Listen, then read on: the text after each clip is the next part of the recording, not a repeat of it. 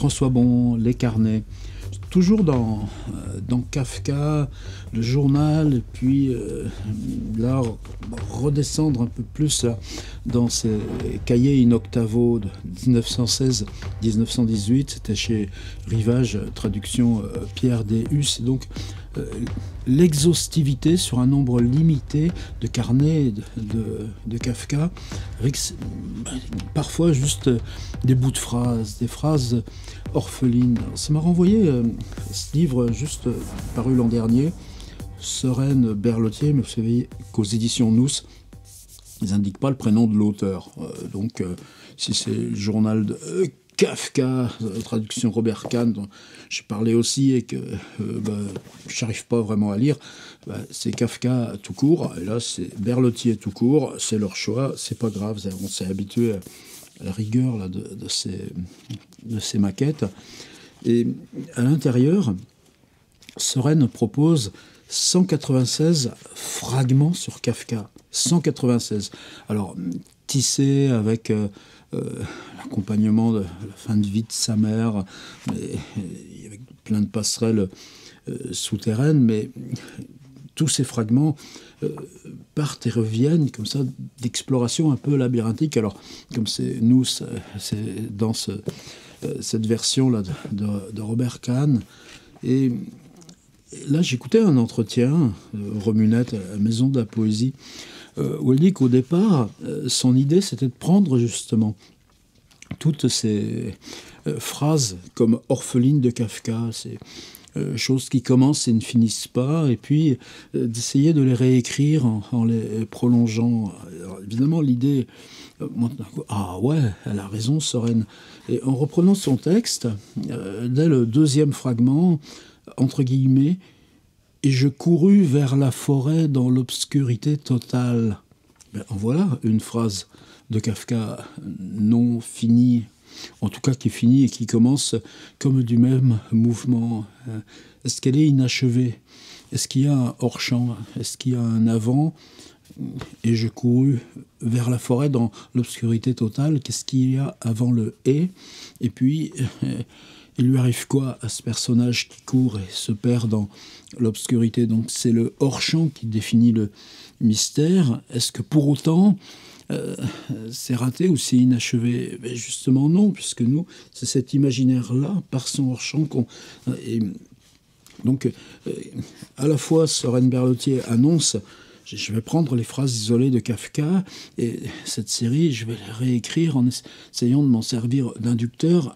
Eh bien, oui, mais quand elle essaye, ça lui donne fragment 2, et je courus vers la forêt dans l'obscurité totale. Donc peut-être qu'à ce moment-là, précisément, elle comprend que c'est autre chose qu'elle a à travailler, et ça nous donne ces 196 fragments. Alors, je me suis dit, mais c'est quoi ces phrases, si on les regarde de plus près, au lieu de glisser et s'arrêter là où ça forme récit? Peut-être qu'on va les prendre comme ça, juste en se baladant. Toujours prêt, sa maison est portable. Il vit toujours dans son coin de pays natal. Bon. La nuit de pleine lune nous éblouissait. Les oiseaux criaient en passant d'arbre en arbre. Frissement dans les champs. Nous rampions dans la poussière. Nous rampions dans la poussière, point. Un couple de serpents. C'est ça, peut-être, qui fabrique une espèce de filet là, qui nous englue, qui nous reprend, avant que, justement, nous rend disponibles à l'élancement de ces histoires où Kafka, quand ça pouvait fonctionner, peut rester écrire toute la nuit jusqu'à 5h ou 6h du matin, comme Le Verdict ou Lettres au père, qui ont été écrites comme ça d'une seule traite, mais se mettre à écrire cette ténacité à 22h30 ou sortir de ce bref sommeil de 20 minutes en revenant à la compagnie d'assurance, se remettre devant ce cahier, et puis peut-être qu'on va écrire rien, point. Mais le rien est aussi une écriture qui nous fait, comme la dramaturgie là, de cette transcription de cahier qui, a priori, n'était pas le geste de publication décidé par Kafka. Lettre pas écrite, clarté du matin. Mais c'est le côté narratif entre le fait qu'il n'y ait jamais de frontière non plus pure entre l'observation, le ressenti intérieur, et puis l'endroit où l'écriture devient fiction par la forme même de la phrase qu'elle est. Le suicidé est ce prisonnier qui voit que l'on dresse une potence dans la cour de la prison et qui croit faussement que c'est pour lui, qui dans la nuit sort subrepticement de sa cellule, descend dans la cour et se pend tout seul. Ne pas s'ébrouer, mais se consumer pour se débarrasser de soi. Deux possibilités, se faire infiniment petit ou l'être. La première est un accomplissement et donc inactivité. La seconde est commencement et donc action. C'est la même période où il écrit, vous savez, combat entre soi et le monde, seconde le monde, ou dans le combat entre soi et le monde, aide le monde. Ou, je la retrouve dans le combat entre toi et le monde, seconde le monde. Une autre, tu es ridiculement harnaché pour ce monde. Après-midi, baissé sur sa poitrine, sa tête pleine de dégoût et de haine.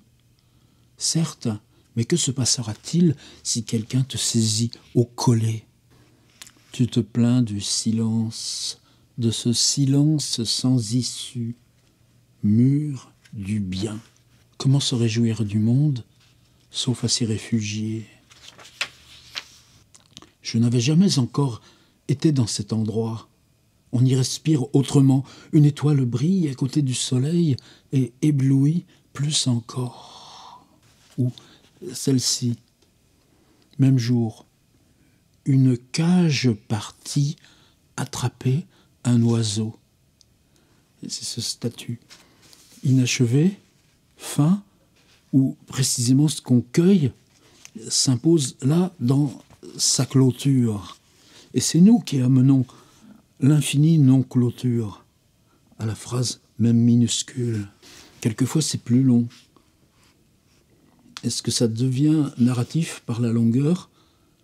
Qu'est-ce qui fait que la bascule de la phrase vers le narratif peut être déjà présente dans une phrase ultra brève comme la dernière et ne pas advenir même dans une entreprise un peu plus longue?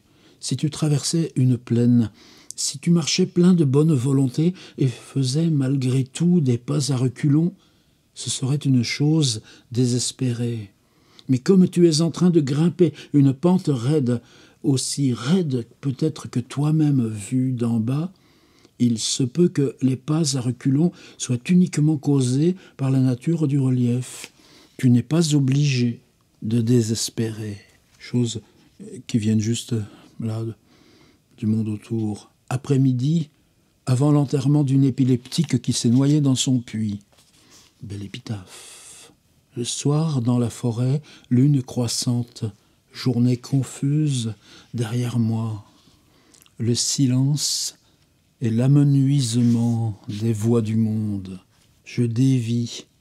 Le bon chemin passe par un fil qui n'est cependant pas tendu en hauteur, mais au ras du sol. Il semble plus destiné à faire trébucher qu'à être emprunté. J'ai ouvert ça en mode improvisation, et c'est pas du tout les fragments que j'avais prévu de lire, comme si c'est ce que vous apportez dans Kafka qui fait que la lecture se présente à vous d'une façon ou d'une autre. La lampe se cassa. Un étranger arriva avec une autre lumière. Je me relevai, ma famille avec moi, nous saluâmes. Personne n'y fit attention. Il avait fini par grimper par-dessus le dernier mur, il était Et là, l'interruption se fait en plein milieu du mot. Il était fou, mais si ça s'arrête. Tous entrèrent dans la pièce, virgule. Et c'est là où ça commence, ce mystère. Qu'est-ce que je porte sur mes épaules? Quel fantôme s'accroche à moi? Puis il faut bien reconstituer la coupe d'un à l'autre. La grande porte se referma. Je me retrouvai en face de lui. On me conduisit jusqu'à mon cheval, mais j'étais encore très faible. Je vis le svelte animal frémissant de la fièvre de la vie.